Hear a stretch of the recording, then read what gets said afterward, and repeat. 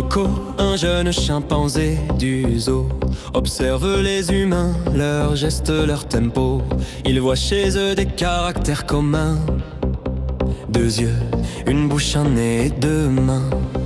Des particularités physiques partagées qui d'un individu à l'autre sont variées. Cheveux bruns, lisses, roux, frisés ou typés, toutes combinées dessinent le phénotype entier.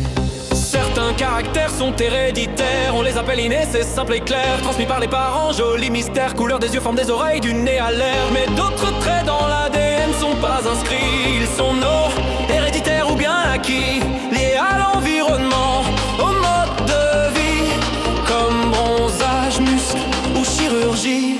Moko nous observe, curieux des humains, traits hérités, d'autres viennent en chemin. Une question d'intrigue le surprend soudain. Suis-je si différent de ces terriens? Je leur ressemble beaucoup, c'est frappant. Deux yeux, deux mains, une bouche et des dents. Sans oublier nos ADN si proches, vraiment à plus de 98%. Mais Moko constate aussi des différences. Pour se déplacer ou s'alimenter, l'évolution nous a fait prendre nos distances, faisant de nous deux espèces séparées. Nous, humains, marchons sur nos deux pieds. Mes gros orteils aident à me propulser. Trou occipital centré, colonne redressée, bassin élargi pour bien m'équilibrer.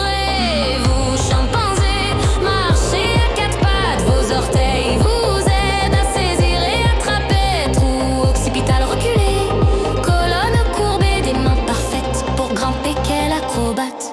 Moko nous observe, curieux des humains, avec ses canines plus longs, plus sûrs, il se délecte de végétaux plus durs et mâchant lentement, s'interroge sans fin.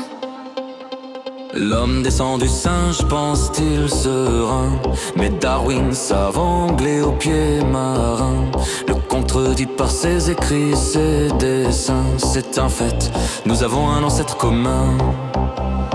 Un primate ancien disparu aujourd'hui, bien plus vieux que lui, bien plus vieux que nous aussi. Depuis l'évolution a tracé son chemin, deux routes distinctes pour chimpanzés et humains.